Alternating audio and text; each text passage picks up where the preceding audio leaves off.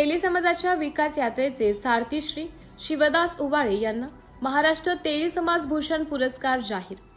तेली समाजाच्या सर्वांगीण प्रगतीसाठी आयुष्य खर्ची घालणारे पुण्याचे ज्येष्ठ समाजसेवक श्री शिवदास शेठ उबाळे यांच्या कार्याची दखल घेत यंदाचा समाज महाराष्ट्र तेली समाज भूषण पुरस्कार त्यांना जाहीर झाला आहे।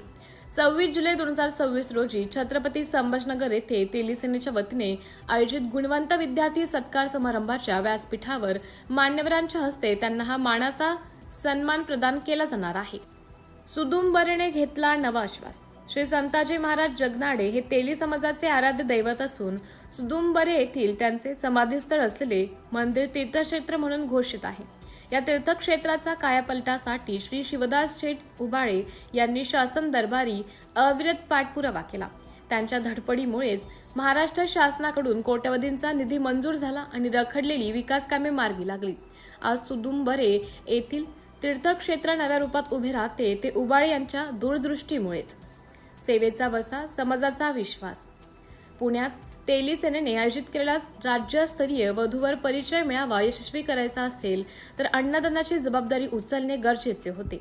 श्री शिवदास उबाळे यांनी ती जबाबदारी स्वखुशीने स्वीकारली। त्यांच्या नियोजन आणि सक्रिय सहभागामुळे पुण्यातील दोन्ही मेळावे विक्रमी उपस्थितीत आणि शिस्तीत पार पडले। या मेळाव्याच्या माध्यमातून अनेकांचे संसार फुलवण्यासही त्यांनी योगदान दिलं आहे।